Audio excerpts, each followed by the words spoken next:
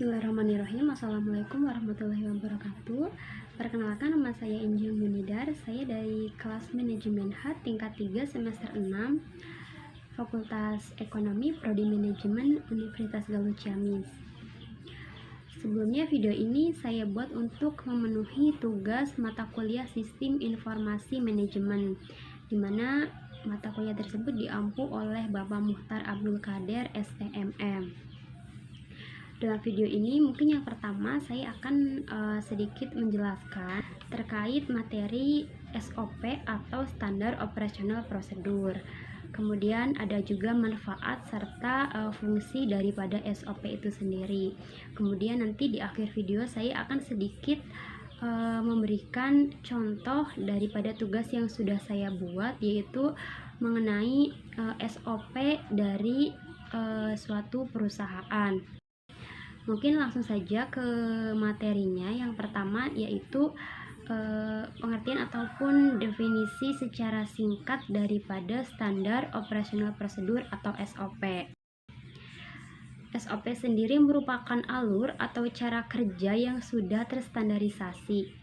Kemudian SOP ini memiliki kekuatan sebagai petunjuk yang bersifat mengikat dan direktif.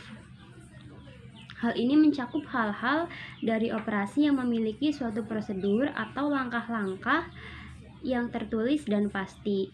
SOP disusun sesuai dengan kebutuhan, visi dan misi masing-masing perusahaan, kemudian organisasi dengan tujuan yang berbeda-beda. Menurut Sailendra sendiri, SOP atau Standar Operasional Prosedur merupakan panduan yang digunakan untuk memastikan kegiatan operasional organisasi atau perusahaan dapat berjalan dengan lancar. Adapun beberapa fungsi dari SOP, yaitu yang pertama, dapat memperlancar tugas atau pegawai maupun tim pada unit kerja. Kemudian yang kedua yaitu sebagai dasar hukum jika terjadi penyimpangan. Kemudian yang ketiga yaitu mengetahui dengan jelas hambatan dan mudah dilacak. Kemudian yang keempat yaitu mengarahkan petugas atau pegawai untuk sama-sama disiplin dalam bekerja. Kemudian yang kelima yaitu sebagai pedoman dalam melaksanaan pekerjaan secara rutin. Adapun beberapa manfaat Standar Operasional Prosedur atau SOP menurut Permenpan nomor 21 tahun 2008, yang mana manfaatnya antara lain yaitu yang pertama sebagai standarisasi cara yang dilakukan dalam penyelesaian pekerjaan khusus atau untuk mengurangi kesalahan dan kelalaian. Kemudian yaitu yang berikutnya menjadikan staf lebih mandiri dan tidak tergantung pada intervensi manajemen sehingga akan mengurangi keterlibatan pimpinan dalam sehari-hari. Kemudian yang selanjutnya yaitu meningkatkan akuntabilitas dengan mendokumentasikan tanggung jawab khusus dalam melaksanakan tugas. Manfaat yang selanjutnya yaitu menciptakan ukuran standar kinerja yang akan memberikan pegawai cara konkret untuk memperbaiki kinerja serta membantu mengevaluasi usaha yang telah dilakukan. Kemudian manfaat-manfaat berikutnya yaitu menciptakan bahan training yang dapat membantu pegawai baru untuk cepat dalam melaksanakan tugasnya. Kemudian yang berikutnya yaitu menunjukkan kinerja bahwa organisasi efisien dan dikelola dengan baik. Manfaat yang berikutnya yaitu menyediakan pedoman bagi setiap pegawai di unit pelayanan dalam melaksanakan pemberian pelayanan sehari-hari. Yang selanjutnya yaitu menghindari tumpang tindih pelaksanaan tugas pemberian pelayanan. Kemudian manfaat yang terakhir yaitu membantu penelusuran terhadap kesalahan prosedural dalam memberikan pelayanan. Kemudian menjamin proses pelayanan tetap berjalan dalam berbagai situasi.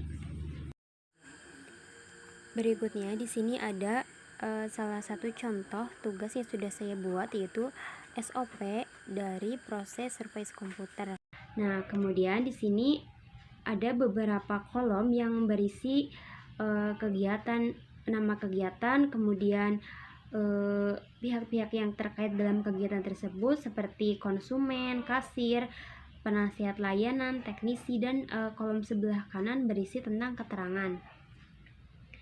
Langsung saja untuk yang pertama, proses yang pertama di sini yaitu konsumen mengambil nomor antrian, kemudian simbol yang digunakan di dalam proses nomor 1 di sini disebut simbol terminator, di mana simbol ini berfungsi sebagai simbol permulaan ataupun start pada suatu kegiatan dan dapat pula dipakai sebagai simbol di akhir kegiatan ataupun ketika kegiatan tersebut sudah selesai atau di akhir kegiatan.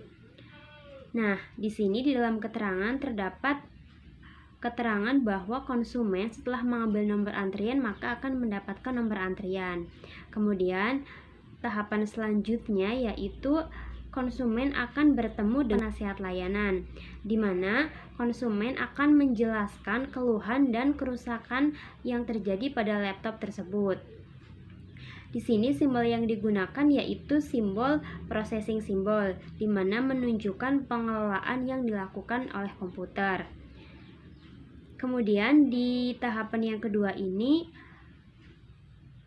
konsumen akan melaporkan kerusakan-kerusakan yang terjadi kepada laptop tersebut, yang mana setelah itu akan ditindaklanjuti untuk proses yang selanjutnya yaitu pengecekan kondisi bagian laptop yang dikeluhkan yang dilakukan oleh service advisor ataupun penasehat layanan. Dan di tahapan yang ketiga tersebut simbol yang digunakan yaitu simbol dokumen, dimana dari situ akan dikeluarkan yaitu daftar kondisi laptop yang rusak. Kemudian yang selanjutnya yaitu tahapan yang keempat yaitu menjelaskan kondisi laptop, kemudian perawatan barang, waktu pengerjaan, dan perkiraan biaya, yang mana itu akan dijelaskan oleh service advisor ataupun penasehat layanan.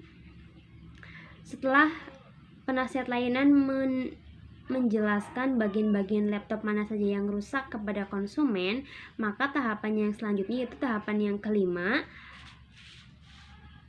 yaitu service advisor akan menentukan proses ataupun langkah terbaik apa yang dapat dilakukan untuk memperbaiki kerusakan laptop tersebut.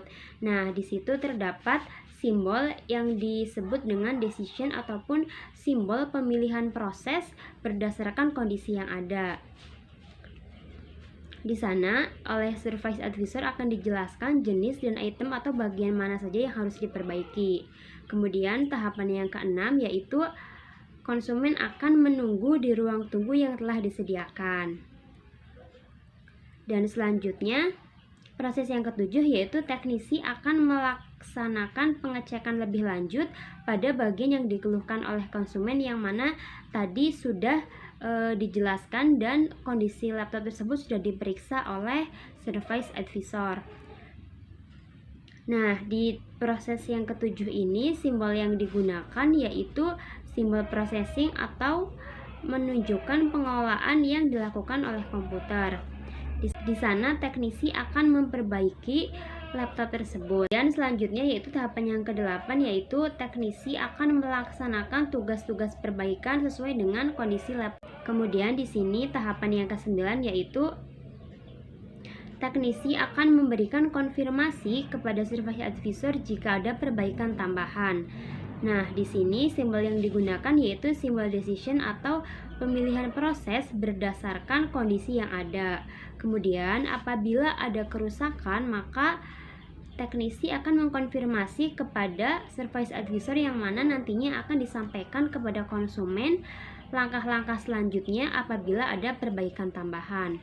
Kemudian di sini langkah yang ke-10 yaitu service advisor melakukan pengecekan akhir dan menempelkan stiker perawatan berikutnya. Selanjutnya di sini tahapan yang ke-11 yaitu service advisor akan memberikan penjelasan kepada konsumen terkait perawatan atau perbaikan yang sudah dilakukan oleh teknisi dan memberikan evaluasi terhadap perawatan tersebut. Dan selanjutnya tahapan yang ke-12 yaitu konsumen akan membayar biaya perawatan kepada kasir. Di sini simbol yang digunakan yaitu simbol dokumen atau input atau output yang berasal dari komputer. Dan proses yang terakhir yaitu proses ke-13, yaitu laptop sudah selesai diperbaiki dan sudah siap dipakai kembali, yaitu simbol yang digunakan adalah simbol terminator atau selesai. Sekian materi SOP yang dapat saya sampaikan, kurang dan lebihnya saya mohon maaf. Apabila dalam penyampaian terdapat kekeliruan, saya mohon koreksi. Terima kasih. Wassalamualaikum warahmatullahi wabarakatuh.